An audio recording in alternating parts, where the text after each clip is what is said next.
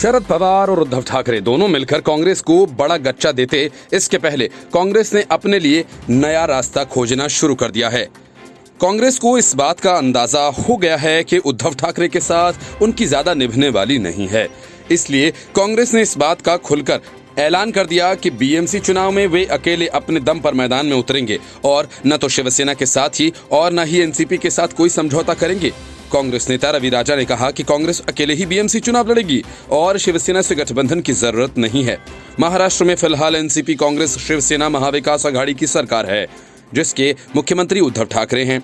NDA में BJP के गठबंधन सहयोगी रही शिवसेना ने पिछले साल नवंबर में विधानसभा चुनावों के बाद कांग्रेस और एनसीपी से हाथ मिला लिया और गठबंधन की सरकार बना डाली।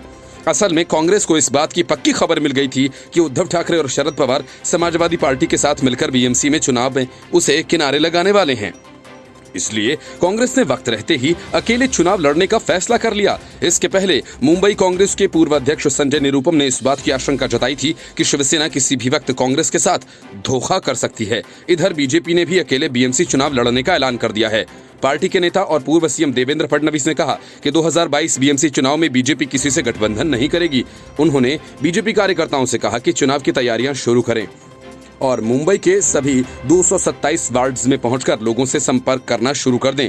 बीजेपी नेता आशीष शेलार ने कहा कि शिवसेना के भगवा झंडे को पवित्र करने की आवश्यकता है, क्योंकि पार्टी ने हिंदुत्व के एजेंडे को छोड़कर एनसीपी और कांग्रेस से हाथ मिला लिया। शेलार की टिप्पणी शिवसेना नेता संजय राउत द्वारा बीजेपी के झंडे पर कथित रूप से की गई संवेदनशील टिप्पणी के बाद आई। दूसरी तरफ महाराष्ट्र के परिवहन मंत्री अनिल परब ने 2022 के बीएमसी चुनाव में जीत के बीजेपी के दावे पर कहा कि मुंबई के लोग पिछले 25 साल से शिवसेना से प्यार करते आए हैं और वे जानते हैं कि किसका समर्थन किया जाए। नगर निकाय पर पिछले 2 दशक से अधिक समय से शिवसेना का कब्जा है। अनिल परब ने कहा कि मुंबई शिवसेना से प्यार करती है। मुंबई पिछले 25 साल से शिवसेना से प्यार करती आई है।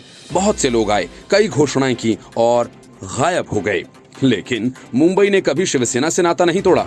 शिवसेना नेता ने कहा कि उनकी पार्टी एकमात्र पार्टी है जो हर समय मुंबई के लोगों के साथ रही है।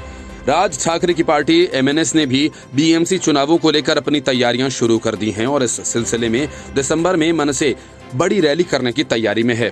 एमएनएस बड़े पैमाने पर शिवसेना के कार्यकर्ताओं को अपने साथ जोड़ रही है।